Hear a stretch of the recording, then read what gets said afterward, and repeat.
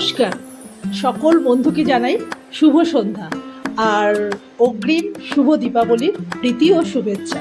আজকে আমি তোমাদের সামনে একটা ইউনিকও বলবো না আর নতুন ধরনেরও বলবো না, সবাই এই রেসিপিটা সবাই কম বেশি রান্না করে থাকো।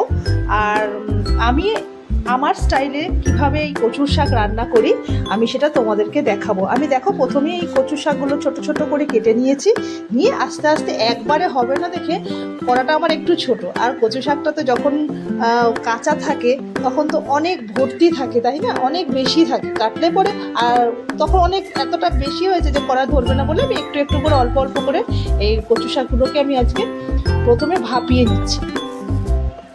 আমি খুব ভালো করে সেদ্ধ করে নিয়েছি, প্রায় 15 মিনিট ধরে আমি এই কচু শাকটাকে সেদ্ধ করতে দেখলাম খুব ভালো করে কচু শাকটা সেদ্ধ হয়ে গেছে। আমি এবারে এই কচু শাকটা নাবিয়ে নেবো বলতে কচু শাকটা নাবিয়ে জল ঝরিয়ে নেবো। একটা ছাঁকনির ঝুড়ির ওপরে জলটা ঝরিয়ে নেবো।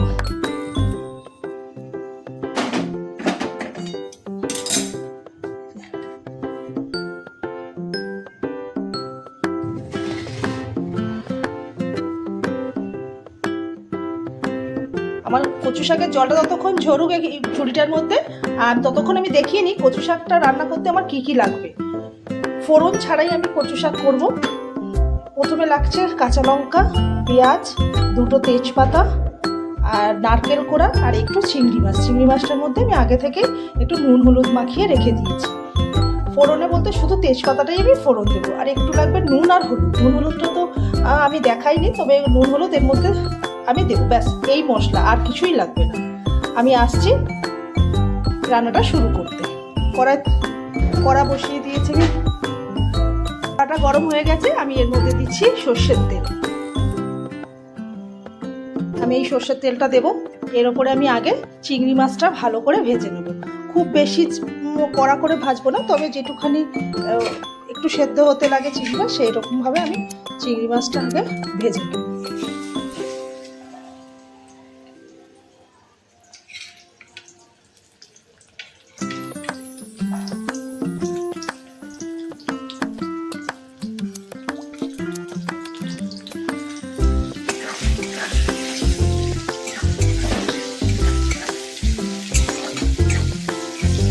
ভালো করে আমি চিংড়ি মাছটা ভেজে নিচ্ছি। এখন আমার চিংড়ি মাছগুলো খুব ভালো করে ভাজা হয়ে গেছে।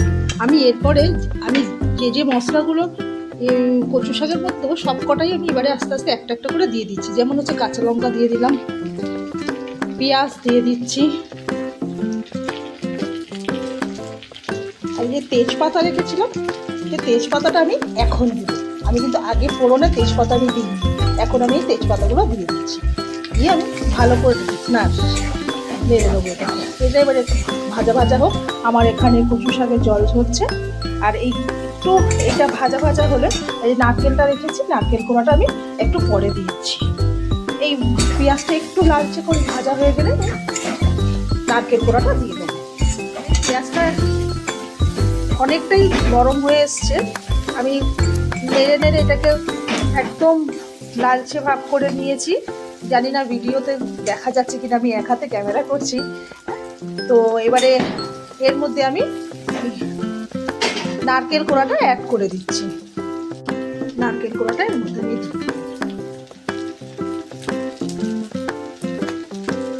দিই। আবারও আমি এদের সঙ্গে নারকেলটা ভালো করে এর সাথে মিশিয়ে নেব।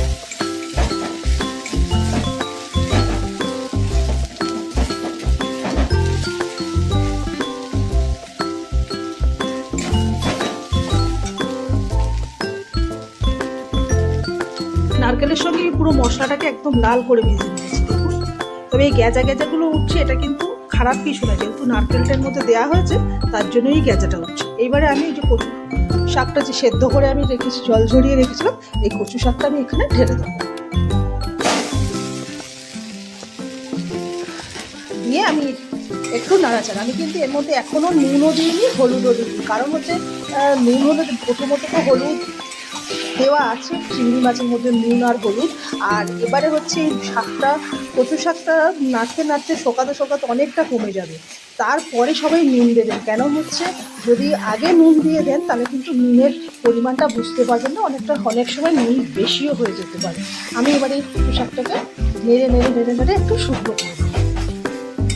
এই খানিকক্ষণ নাড়ার পরেই দেখবেন এটাতে একটু হলুদ রং চলে এসেছে, কারণ চিংড়ি মাছে হলুদ দেওয়া ছিল আর নুনটা একটু কম লাগবে, চিংড়ি মাছে নুনও দেওয়া ছিল। আমি এটাকে এবারে নেড়ে নেড়ে একটু শুকনো করে নেব। দেখুন বন্ধুরা, এই কচু শাকটা নাড়তে নাড়তে কতটা জল শুকিয়ে এসছে। এইবারে আমি কচু শাকের পরিমাণ বুঝে এর মধ্যে সবাই, আমিও দিচ্ছি এবং আপনারাও দেবেন নুন আর কালারটা কতটা কম বেশি হলো সেই বুঝে, আর নুনটা আপনারা তো তরকারিটা দেখলেই বুঝতে পারবেন কচু শাকটা যে কতটা নুন দেওয়া যেতে পারে। এবার আপনারা নুন আর হলুদ দিয়ে আবার আমি নুন আর হলুদের সঙ্গে খুব ভালো করে আবার আমি মিনিট 10 ধরে আমি এটাকে নাড়ব, একদম জল শুকিয়ে যাবে। এটা ফিরে আসছি 10 মিনিট পর। ফিরে এলাম 10 মিনিট পর। আমার কচু শাকটা দেখুন একদম জল শুকিয়ে গেছে, তেল ছাড়তে শুরু করে দিয়েছে। আমার কচু শাকটা একদম রেডি হয়ে গেছে। আমি এবার এই কচু শাকটা বাটির মধ্যে তুলে নেব। তার আগে আমি গ্যাসের ফ্লেমটা অফ করে দিলাম, দিয়ে আমি কচু শাকটা নামিয়ে নেব। কচু শাকটা একদম রেডি হয়ে গেছে, আমি বাটির মধ্যে তুলে নিয়েছি।